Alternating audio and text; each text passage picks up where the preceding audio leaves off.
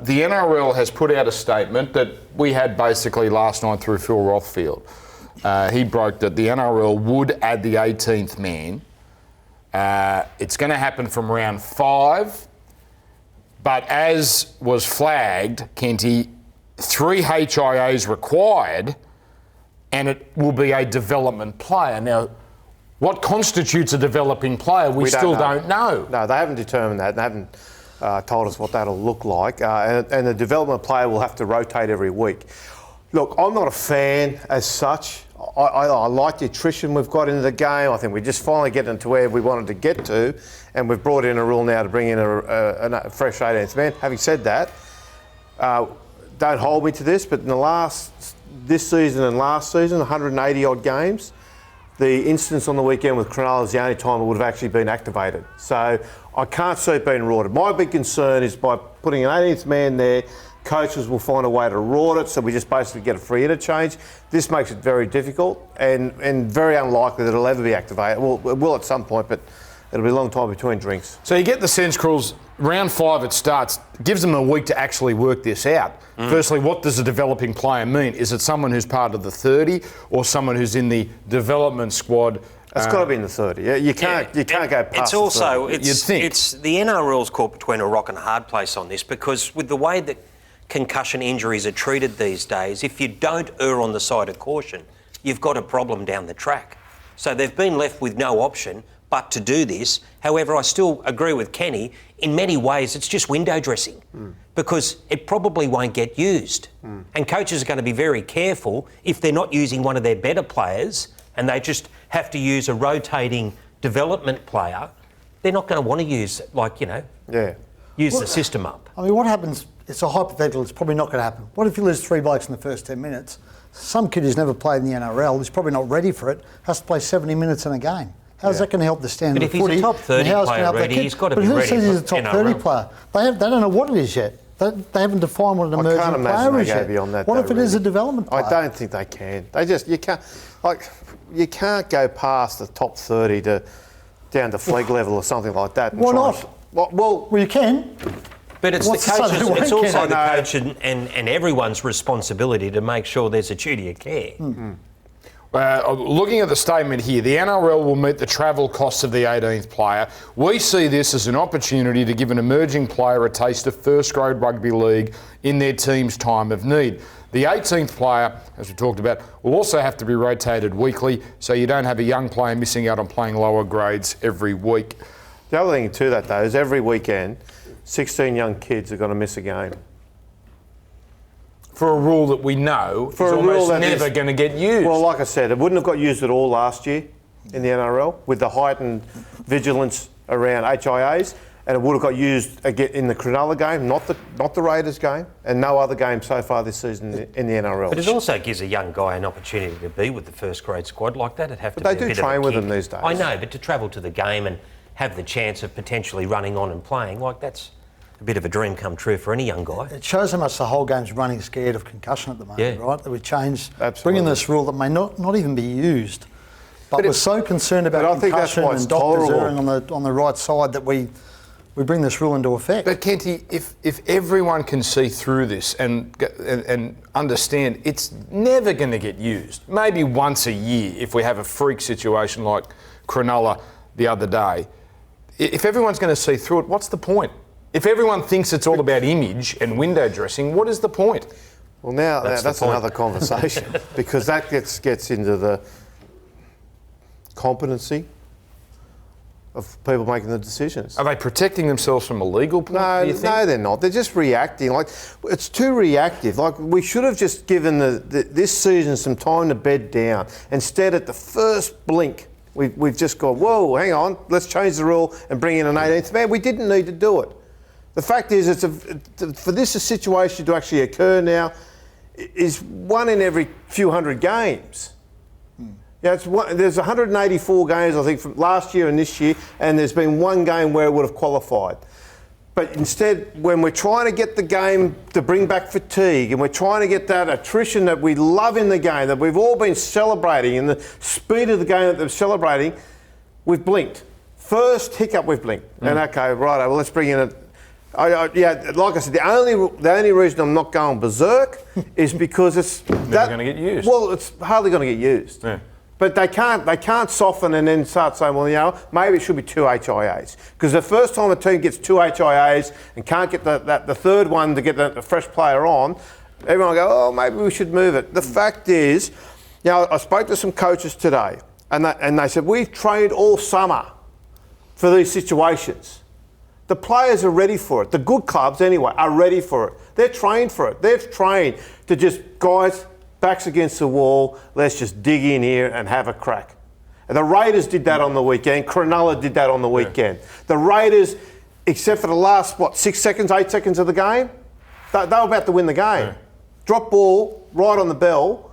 Is the only South thing did that it the week earlier, Paul. Yeah. They'd lost Paulo, Totola and Adam Reynolds just after half-time. Yeah.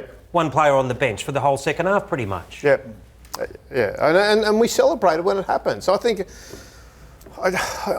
this reactionary rule-making on the run, we don't need to do it. Well, this leads beautifully, Crawls, beautifully into your beef of the week. Well, you said we blink at the first sign of trouble. I felt like jumping through the telly last night when Buzz was sitting here and talking about all these fatigues causing all the injuries. Like, are you fair dinkum? It's just a con job. There is absolutely no proof that any of these injuries are caused by it. Yeah. But what there is proof of is in the last year and a half, the football has been the best it's been for 2 decades, since the mid-1990s. The football that we saw the other night, I was sitting next to Rudy out at Penrith, and you're watching the way that Penrith have done everything possible in that game when both teams are missing great players, and Capel scores that try in the 78th minute. I jumped off my seat. I'm not going for Penrith, but just the quality of the football. You had Latrell and Cody tearing it up down the sideline the other night. All over the shop. The football has been tremendous, yet we're trying to slow it down again. Yeah. We're trying to con the referees into saying,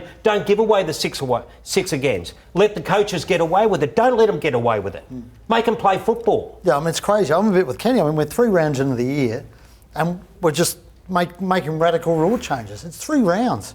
You've got to let it bed in. Yeah. And play it. There's a handful of players are saying it's too fast, but there's just as many who are saying, no, it's fine. Daly Cherry Evans this week, he's the General President of the Rugby League Players Association. He was asked about this rule change. He said, I'll leave it to the decision makers. I don't care. Yeah. I'm not worried. Game's not too fast. You've got to adapt. He's the head of he's the president of the RLPA, and that was his view. Yet But you know There's a lot what? of that. And we're talking about issues that we should be. We're bagging the refs again. That's great. That's great for football. We're not talking about the wrestling. That's not great, Cross. No, but it is. We're talking about rugby league issues. We're not talking about the game being boring. Yeah. Because the game's not boring. Yeah. That might have been a fluke weekend, a freak weekend. What happens if we have it again, though? If there's another 15, You 20 get on players? with it. You deal with it. Exactly, just move through. I don't think we need to I'm not panic. saying what you would do. I'm saying Dan, what will the game do Dan, if this is the we have issue. another weekend like this? There's no evidence that the ACLs and all the soft tissue injuries are any more this season than they have in previous seasons. There is evidence that there's obviously more HIAs and concussions, but that's not because they've been more getting suffered. It's because they're more vigilant about the policing of it. Okay? So there's no evidence that anybody has found yet to justify the speed of the game or the fatigue, which we've all been crying out for, is actually contributing to this. But look how Keary does his knee here. Yeah, that's got nothing Nothing to do with the to do speed with of the it. game. And the that, fatigue. look, 2 Roosters did it in the same game last year with Verrills and Radley. Well, Canberra lost in 2 similar players in the opening circumstances. 5 minutes last week, didn't they, from Ed? Yeah. That's got nothing to do with fatigue. Yeah. That's just bad luck. That's bad luck. So I just don't think I just think we just sit back and enjoy the footy. All right, so the news is the 18th man coming in, not next week, but the weekend after.